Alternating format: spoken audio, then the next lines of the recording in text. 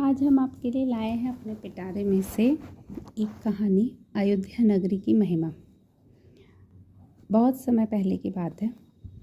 एक दिन लक्ष्मण जी ने सोचा कि क्यों ना कहीं तीर्थ किया जाए।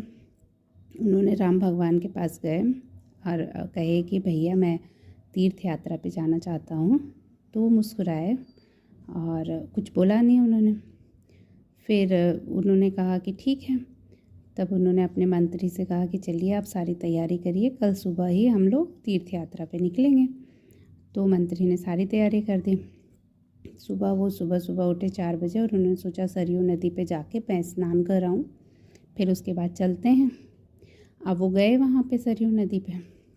उन्होंने देखा कि बहुत भीड़ लगी हुई है, बहुत सारे औरतें हैं, बहुत आदमी लोग हैं, बहुत भीड़ है इस गंगा घाट पे और सारे लोग नहा रहे हैं। तब उन्हें वहाँ पे थोड़ा ठीक नहीं लगा और वो वापस आ गए। और आने के बाद फिर उन्होंने श्री राम जी से सारी बात बताई कि जब मैं गंगा घाट पे गया तो वहाँ क्या क्या हुआ। फिर वो मुस्कुराए और उन्होंने कुछ नहीं बोला। फिर दूसरे दिन लक्ष्मण जी ने सोचा कि आज मैं और भी जल्दी चला जाता हूँ ताकि वहाँ पे भीड़ ना हो और मैं नहा करके फिर अपनी यात्रा पे जाऊँगा। फिर वो और आधी रात के समय गए। जब वहाँ देखे वहाँ और भी भीड़ थी।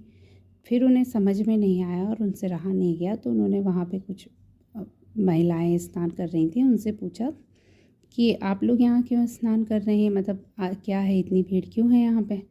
तो उसमें से कुछ लोगों ने कहा कि हम लोग यहाँ पे अपने पाप धोने आते हैं। उसमें से कोई गंगा जी थी, कोई नर्मदा नदी थी, जितनी भी नदियाँ हमारे भारत में हैं वो सारी सब नदियाँ स्त्री रूप रख करके वहाँ सरयू नदी में स्नान करने आई थी।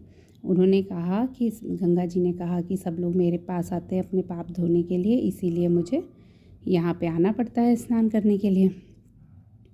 फिर उन्होंने देखे जो पुरुष लोग थे उनसे पूछा तो उन्होंने कहा कि कोई हिमालय पर्वत था, कोई गिरिराज पर्वत था, जितने भी पर्वत हैं हमारे यहाँ सब। उन्होंने कहा कि हाँ हम लोग भी यहाँ पवित्र होने के लिए स्नान करने आते हैं। तो उन्हें कुछ समझ नहीं आया और फिर वो गए वापस। उन्होंने भी स्नान नहीं किया।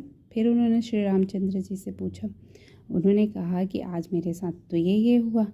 तो फिर श्री रामचंद्र जी फिर से मुस्कुराया और उन्होंने कहा कि मैं आपको यही तो कहना चाहता था कि हमारे अयोध्या नगरी खुद एक तीर्थ यात्रा है और सारे तीर्थ तो यहीं आकर के स्नान करते हैं और आप दूसरी जगह तीर्थ यात्रा पे जाना चाहते हैं।